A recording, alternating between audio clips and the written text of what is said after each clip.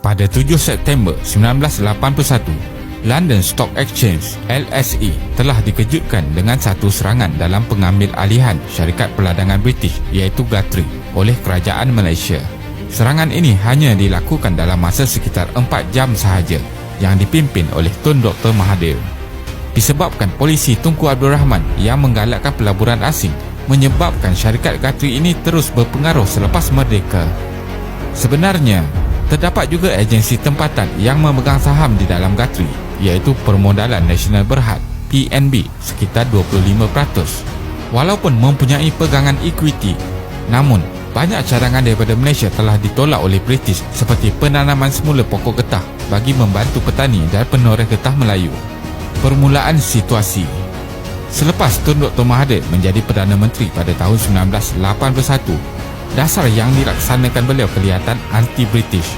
Ini kerana Dr. Mahathir satu-satunya Perdana Menteri dari sebelumnya bukan daripada golongan berada, iaitu daripada golongan rakyat biasa.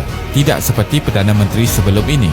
Dr. Mahathir juga terkenal sebagai Perdana Menteri pertama yang tidak merokok dan tidak bermain golf, di mana ia dianggap sukan mewah.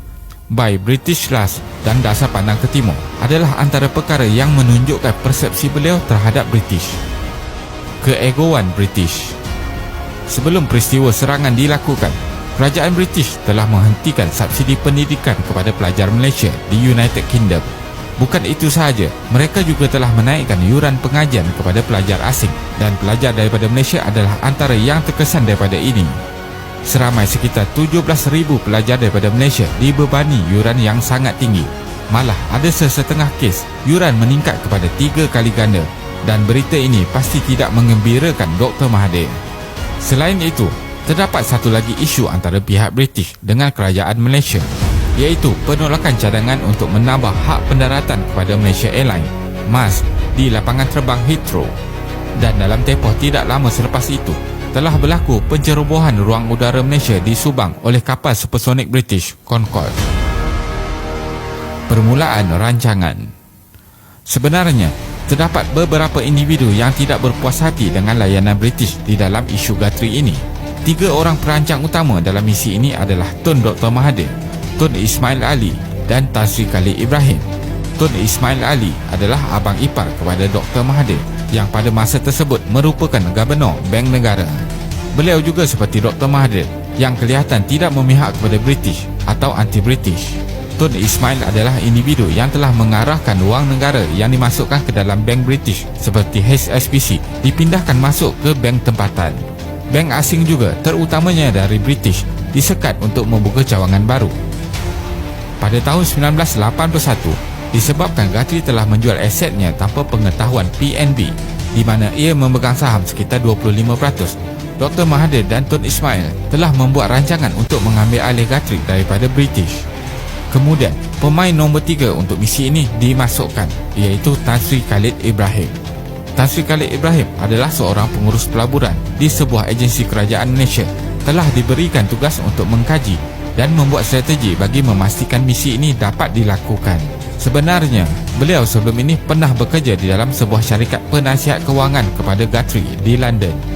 Selepas kajian dilakukan, sebanyak RM1 bilion diperlukan dalam misi ini dan ia perlu dilakukan dengan pantas.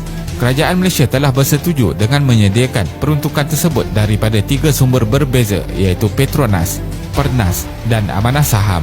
Manakala di England, terdapat 2 kumpulan yang bersama-sama menjayakan misi ini, iaitu Rothschild bertanggungjawab meyakinkan syarikat MNG Investment untuk menjual saham mereka yang mempunyai sekitar 17% saham Guthrie, dan yang kedua, syarikat broker Rowe and Pitman yang memastikan penjualan dan pembelian saham kecil berjalan lancar. Serangan dimulakan. Setelah semua rancangan telah disusun, akhirnya Malaysia telah memulakan serangan ini. Pada seawal pagi 7 September 1981, kesemua broker di bawah kendalian Rowe and Pitman dikerah untuk membeli saham-saham minoriti yang ada. Akhirnya, sebanyak 1.6 juta atau 5% saham Guthrie berjaya dirampas oleh PNB. Pada masa ini, equity PNB telah meningkat kepada sekitar 30%, yang sebelum ini telah memegang 25%. Selepas itu, 12% saham lagi telah berjaya diambil alih oleh PNB daripada syarikat-syarikat yang terletak di Asia Tenggara, dan ini menjadikan ekuiti PNB meningkat kepada 42%. Namun, plan yang dirancang tidak berjalan seperti yang diharapkan selepas syarikat OCBC Group yang terletak di Singapura menolak untuk menjual pegangan mereka sebanyak 3 ke 4% kepada PNB. Namun begitu, Tan Sri Khalid dengan kebijaksanaannya merangka rancangan baru, iaitu menghubungi Kuwait Investment untuk menjual 5% saham mereka kepada PNB. Dan akhirnya, rancangan Tan Sri Khalid ini membawa kejayaan di mana PNB dengan rasminya berjaya memiliki 7,995 juta saham atau sekitar 50.4%, menjadikan PNB pemegang saham terbesar dalam Guthrie. Serangan korporat ini telah berlaku dalam tempoh 3 ke 4 jam sahaja. Pengerusi Guthrie, Mark Jen, hanya menyedari berita pemilikan semula ini melalui berita di radio. Pengambil alihan ini telah memberi tamparan hebat kepada British kerana ia berjaya dilakukan oleh bekas tanah jajahannya. Perdana Menteri Britain telah memberikan respon selepas beberapa hari dengan mengetatkan undang-undang supaya kejadian seperti ini tidak berulang. Kebanyakan broker di London telah memuji Malaysia sebagai licik. Selepas beberapa bulan, saham-saham Guthrie beransur menjadi milik kerajaan, dan pada penghujung 1981, kesemua saham Guthrie adalah milik negara. Guthrie telah digabungkan dengan Sime Darby pada tahun 2007.